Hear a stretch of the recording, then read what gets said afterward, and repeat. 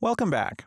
So we've seen that we can add new gameplay tags from project settings pretty easily. And we also saw that these exist in our config folder in one of our INI files. And we could even make new INI files to be gameplay tag sources. Now, this isn't the only way to make gameplay tags. There are a few others. One of those others is by making a data table. Let's see how that works. I'm going to go into my Blueprints folder, and I'd like to make a new folder in Blueprints for all things Ability System. So I'm going to make an Ability System folder.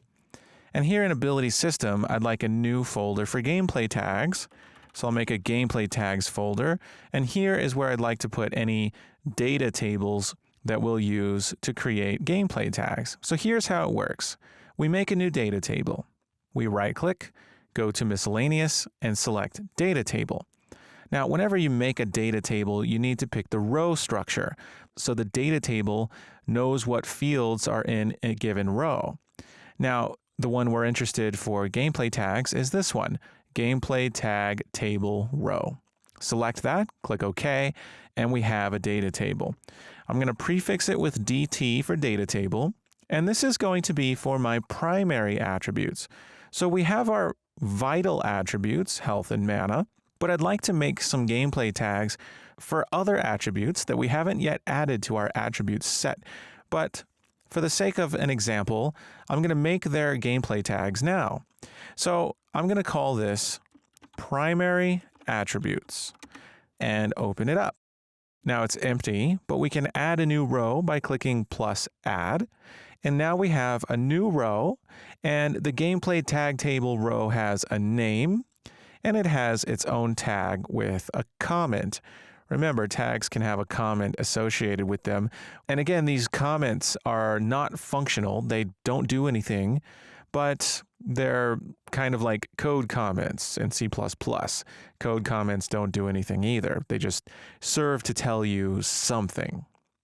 So really, the only thing we have to do in this data table is change what this text box says for the tag.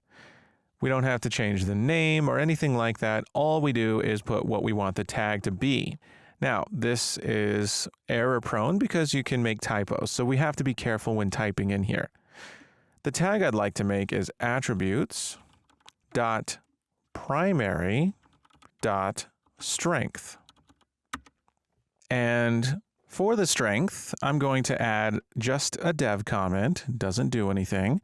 I'm going to say increases physical damage. Now, we haven't created any new gameplay tags yet. We have to make the table first, and then there's an additional step for this table to be converted into gameplay tags. For now, we're just going to make a couple more in the table before we actually make the tags. So I'm going to click plus add, and for the next one, I'll call this one attributes.primary.intelligence. Being careful not to make typos. And for intelligence, I'm going to add a dev comment, increases magical damage. Let's add another one. And for this one, I'm going to call this attributes.primary.resilience. And for the comment, I'm going to say increases armor and armor penetration. And we'll add one more. This will be attributes.primary.vigor. And vigor, the comment will say increases life, or we'll say health. And we'll save.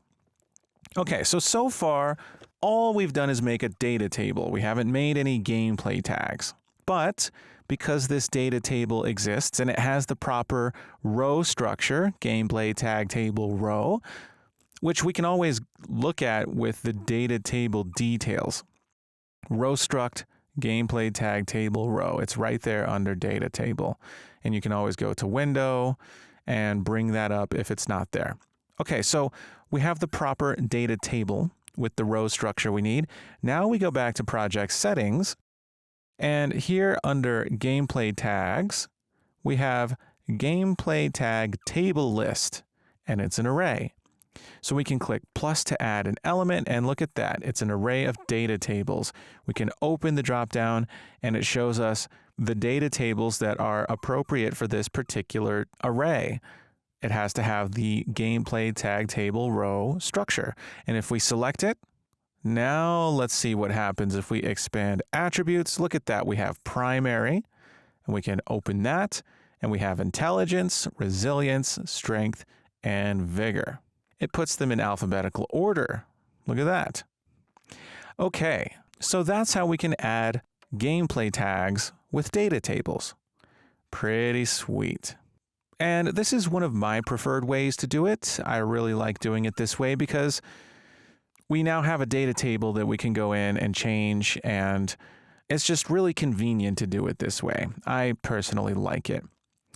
But that's just one option of many that we have in Unreal Engine.